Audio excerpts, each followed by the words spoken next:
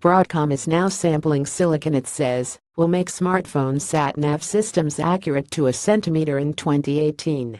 The company announced the new BCM 47755 chipset at the gnss conference in Portland, Oregon, and says it will deliver 30 centimeters accuracy even in the concrete canyons of cities where today's GPS can struggle. The company thinks that level of accuracy will let SatNav systems advise which lane you should drive in, making it a bit easier to prepare for a turn.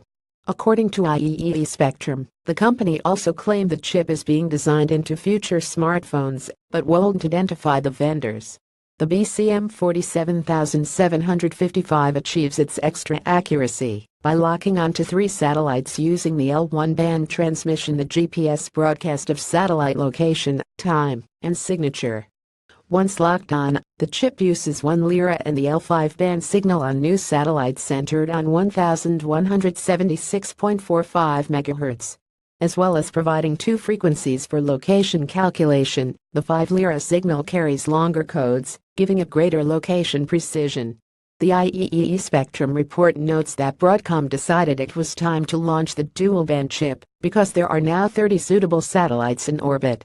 In most locations, between 6 and 7 satellites should be visible from a receiver. The higher frequency shorter pulse 5 lira signals also help around tall buildings because they make it easier to deal with multiple signal reflections. In such environments, the receiver needs to work only with the first signal received. If it used a later signal, it would calculate the wrong location. The problem at the lower frequency longer pulse 1 lira band is that multiple signals smear across each other. In 5 lira transmissions, the signal peaks the chip is seeking are much shorter, so there's a much better chance the receiver will correctly identify the first signal it receives.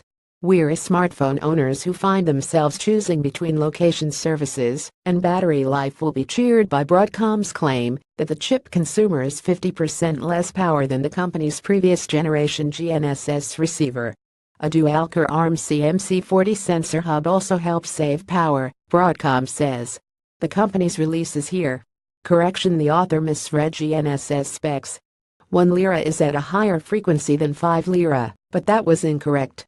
5 lira is at a lower center frequency, but it transmits shorter pulses and is thus easier to discriminate in a high reflection environment. Sponsor the joy and pain of buying it. Have your say.